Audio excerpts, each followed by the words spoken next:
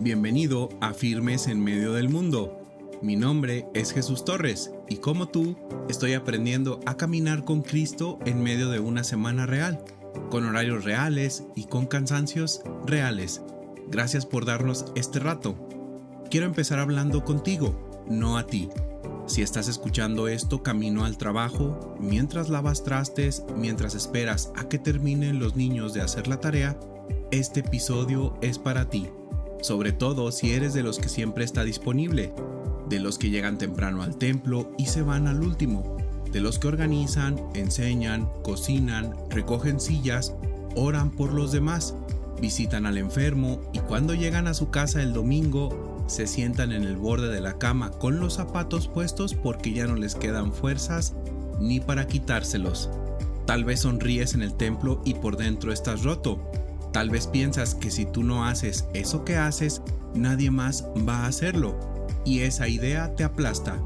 Tal vez ya no recuerdas la última vez que oraste por ti mismo, porque siempre estás orando por los problemas de los demás, y a veces, aunque no te atreves a decirlo en voz alta, has pensado, con esto ya no puedo más. Hoy vamos a abrir Primero de Reyes, capítulo 19. Vamos a ver un profeta de Dios diciendo con todas sus letras: basta ya, oh Jehová, quítame la vida. Y vamos a ver qué hizo Dios con él. No qué le gritó, no cómo lo regañó, qué le dio.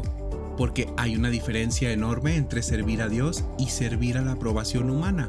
Y entenderla puede cambiarte la vida. Y muchos cristianos sinceros llevan años confundiendo las dos cosas sin darse cuenta. Vamos a la palabra.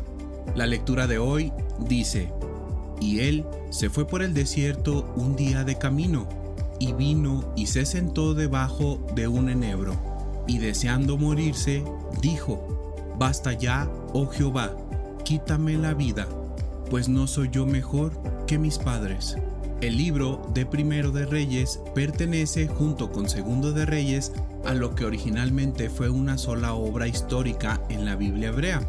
La tradición judía atribuye su redacción al profeta Jeremías, aunque el texto mismo no nombra a su escritor.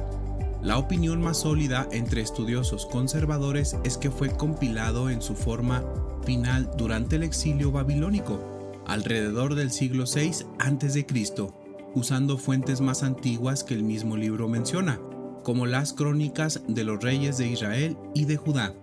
La pregunta que el libro le quería contestar a sus lectores originales era dolorosa. Eran judíos en el exilio, lejos de su tierra, sin templo, sin rey, sin sacrificios. Se preguntaban, ¿por qué nos pasó esto? ¿Dónde estuvo Dios? La respuesta de Primero y Segundo de Reyes es directa. Les pasó esto porque los reyes y el pueblo abandonaron el pacto con Jehová, se fueron tras dioses ajenos, despreciaron la voz de los profetas que Dios les envió, y la disciplina cayó justamente como Dios lo había advertido. Pero al mismo tiempo, el libro les recuerda que Dios sigue siendo fiel, que su palabra se cumple y que su misericordia no se ha acabado. Dentro de esa historia grande aparece Elías, el profeta del reino del norte, del reino de Israel en los días del rey Acab.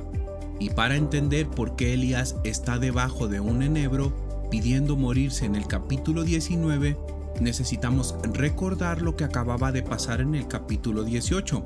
En el capítulo 18 ocurre uno de los momentos más impresionantes del Antiguo Testamento, el Monte Carmelo. Había 3 años y medio de sequía que el mismo Elías, por la palabra de Dios, había anunciado.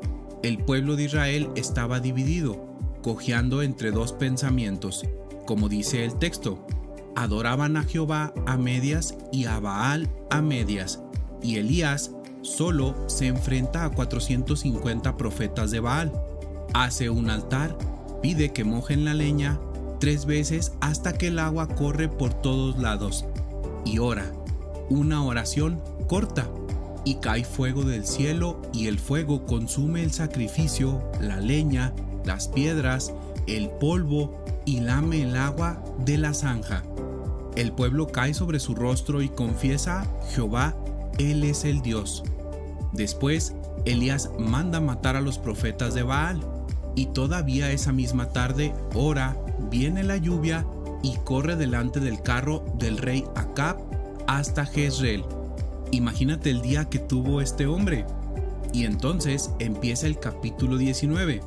Jezabel, la esposa pagana de Acab, se entera de lo que pasó y le manda decir a Elías: mañana a estas horas estás muerto. Y aquí viene lo que casi nadie quiere decir. Elías se asusta. El mismo hombre que llamó fuego del cielo, que se paró solo frente a cientos de falsos profetas, ese mismo hombre le tiene miedo a una mujer y se echa a correr.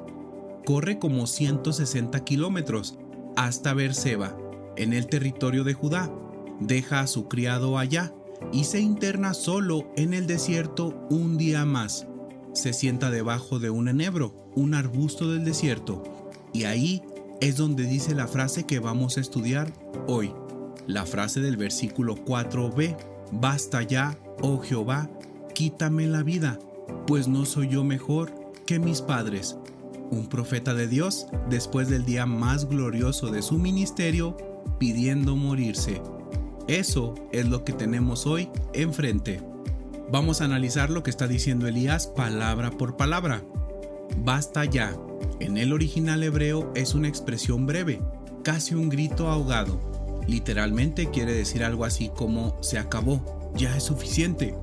No es una oración piadosa, es la palabra de un hombre vacío.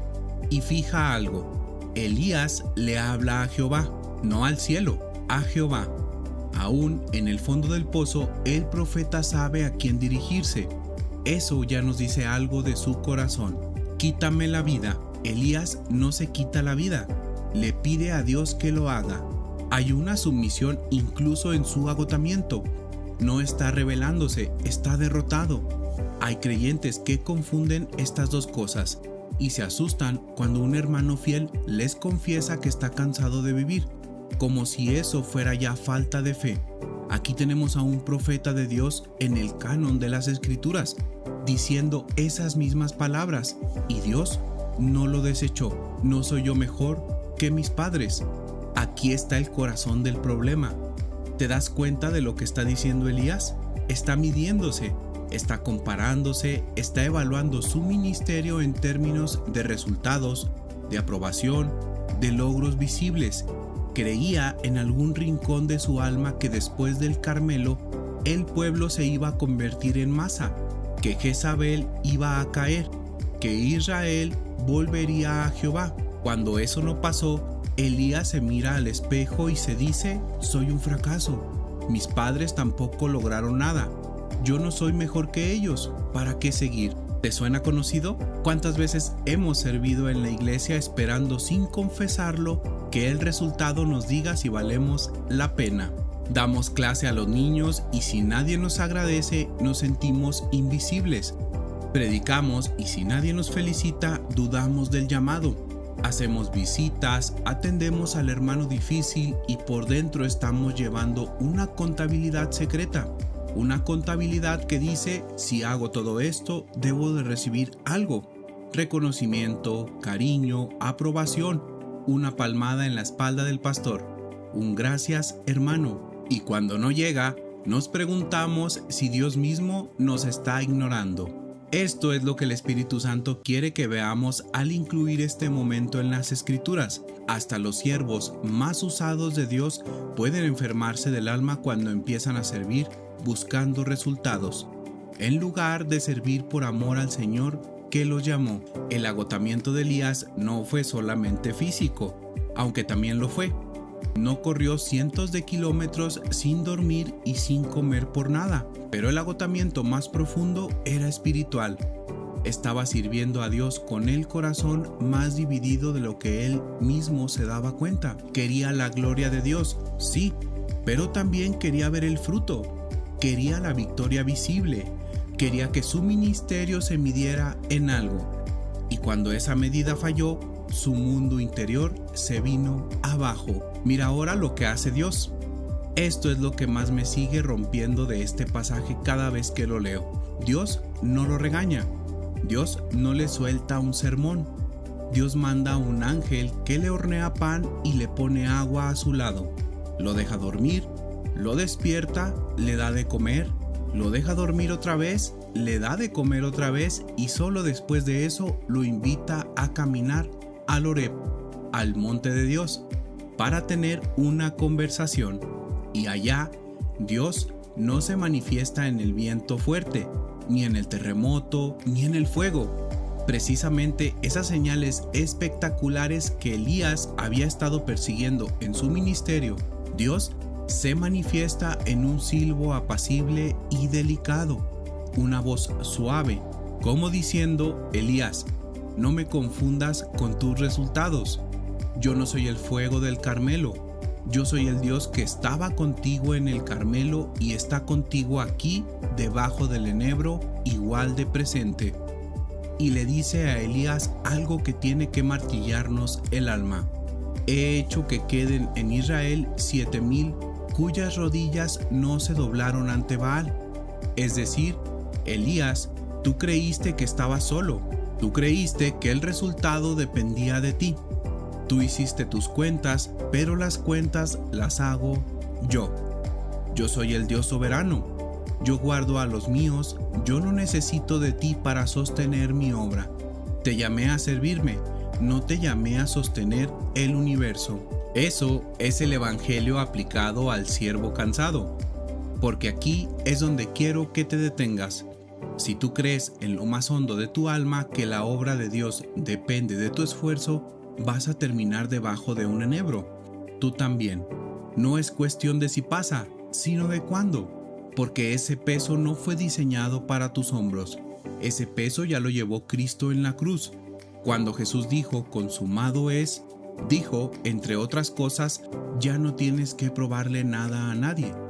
Ya no tienes que ganarte el favor del Padre con servicio. Ya no tienes que ser indispensable. Solo tienes que ser fiel. Ahora vayamos a 3 aplicaciones prácticas.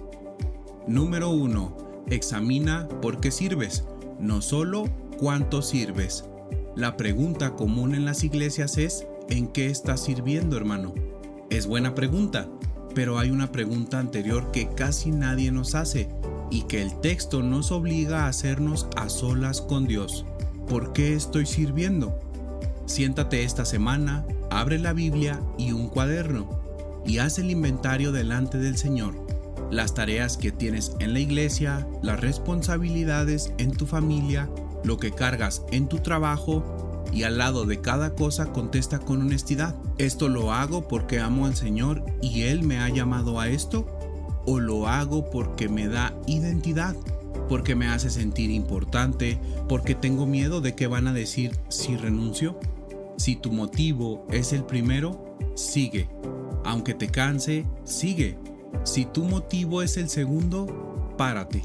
Habla con tu pastor, suelta lo que necesitas soltar, no por flojera, por obediencia, porque servir a Dios desde un corazón contaminado de aprobación humana no le honra a Él, y a ti te va a matar despacio. Número 2. Aprende a recibir el cuidado de Dios sin sentirte culpable. Lee otra vez 1 de Reyes capítulo 19. Dios no le pidió a Elías que se levantara y predicara. Le hizo pan, le dio agua, lo dejó dormir.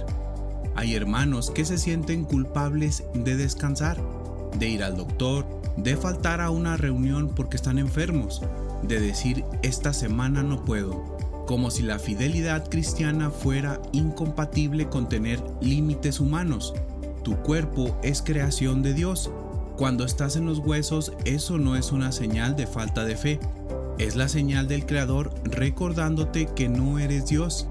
El sueño, la comida, el descanso semanal del día del Señor, el tiempo con tu familia, estas no son distracciones del servicio, son parte del servicio.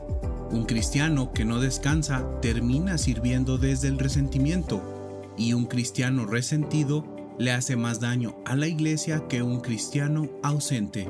Aprende a decir gracias cuando un hermano te diga descansa esta semana, sin sentir que estás defraudando a Cristo. No lo estás defraudando, lo estás obedeciendo. Número 3. Distingue servir a Dios de servir a la aprobación humana. Esta es la aplicación central del episodio y la más difícil, porque servir a Dios y servir a la aprobación humana se ven exactamente iguales por fuera. Las dos personas llegan temprano, las dos personas enseñan con esmero, las dos personas se quedan a recoger sillas, pero por dentro son dos religiones diferentes. Y antes de seguir, déjame hablarte desde mi propio enebro un momento, porque esto que les vengo diciendo no lo aprendí en un libro, lo estoy aprendiendo a los golpes debajo de mi propio árbol. Déjame contarles. Yo sirvo en mi iglesia en el área de proyección y transmisiones. Con los años, desde mi etapa de estudiante fui aprendiendo a programar y empecé a desarrollar herramientas para apoyar el servicio. Construí una aplicación, levanté un muro de oración digital, mejoré el sistema de proyección, estoy armando una página web para la iglesia y un panel multimedia para controlar todo desde un solo lugar. Tengo 2 máquinas trabajando en paralelo cada domingo y entre semana casi todos los días me siento frente al teclado y le meto horas. Horas que nadie ve, horas que mi familia sí ve porque están ahí. Pero la congregación no sabe lo que cuesta cada cosa que pasa en la pantalla del templo. Y un día me cayó el 20 de algo que me dolió ver de mí mismo. Estaba esperando que alguien notara, no que me felicitaran en grande. No era eso. Era que alguno, dijera algo más profundo que está bonito. Porque es más que bonito. Hay semanas de trabajo detrás de 5 segundos que pasan en la pantalla. Y cuando el comentario no llegaba al nivel del esfuerzo, por dentro, yo empezaba a preguntarme para qué seguía. Pensaba en rendirme, pensaba en apagar la máquina y decir que alguien más lo haga. Y ahí, en mi propio enebro, el Señor me empezó a mostrar algo que yo no quería ver. Mi cansancio era real. Eso no era el pecado. El pecado era el motivo escondido debajo del cansancio. Estaba sirviendo bien, con dones que Dios mismo me dio, pero estaba esperando que la congregación me diera algo que no me puede dar: mi valor, mi peso, la sensación de que vale la pena lo que hago. Eso solo lo da Cristo, y yo lo estaba sacando del lugar equivocado, semana tras semana, y por eso me estaba secando. Y si soy honesto contigo, todavía estoy aprendiendo. Sigo trabajando en la app, sigo afinando el trabajo, sigo metiendo horas, pero estoy aprendiendo despacio y con tropiezos a sentarme frente al teclado preguntándole primero al Padre: Señor, ¿para quién estoy haciendo esto hoy? Y cuando me cacho buscando el aplauso, le pido perdón y vuelvo a empezar. No desde cero, desde la cruz, desde el lugar donde Cristo ya pagó por mí, donde mi nombre ya está escrito, donde mi valor ya quedó fijado y no depende de lo que digan el domingo después del servicio. Te cuento todo esto no para que me admires, para que veas que el texto que estamos estudiando hoy no es para los demás, es para mí, es para ti, es para cualquiera que está sirviendo desde la sed equivocada. Y la buena noticia, la noticia que sostiene a este podcast, es que Cristo es suficiente para sanar incluso esa sed. Cierro con esto. Si estás debajo de tu propio enebro esta noche, escucha bien lo que el texto te quiere decir. Dios no te aprecia menos por estar cansado. El cansancio no es pecado. El pecado, si estás ahí, es el motivo torcido que se coló por debajo de tu servicio. Y para eso hay perdón. Para eso murió Cristo.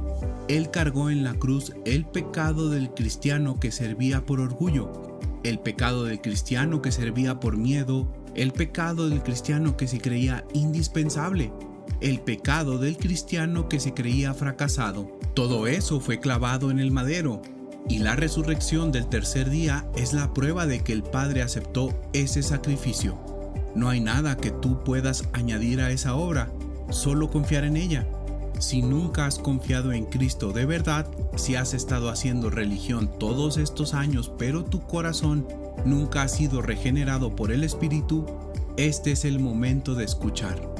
La Biblia enseña que por naturaleza estamos muertos en delitos y pecados, que no podemos buscar a Dios por nosotros mismos, que necesitamos un corazón nuevo. Y ese corazón nuevo Dios lo da, por gracia, a los que reconocen su pecado, se arrepienten y ponen su fe únicamente en Cristo y en lo que Cristo hizo en la cruz.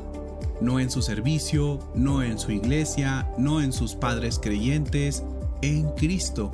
Si Dios está obrando en ti ahora mismo, no apagues esa voz, pero tampoco te dejes empujar por una emoción pasajera. Abre la Biblia, examina si hay verdadero arrepentimiento y verdadera fe. Dios obra, y cuando obra, obra de verdad. Y si ya eres cristiano y estás cansado, levanta tus ojos. Tu salvación no se cancela porque hoy estés debajo del enebro. Tu Salvador está a tu lado, y así como mandó al ángel a hornearle pan a Elías, te está cuidando a ti con una ternura que tú todavía no acabas de entender. Inclinemos nuestro corazón delante del Señor. Padre nuestro que estás en los cielos, venimos a tu presencia en el nombre de tu Hijo Jesucristo, el único mediador entre tú y nosotros. Venimos cansados. Algunos de los que escuchan vienen rotos por dentro. Vienen sirviendo desde hace años con motivos mezclados y apenas hoy lo están viendo con claridad. Ten misericordia de ellos, Señor. Perdona el pecado del corazón que ha querido ganarse tu favor con obras, sabiendo que ese favor ya nos fue dado en Cristo.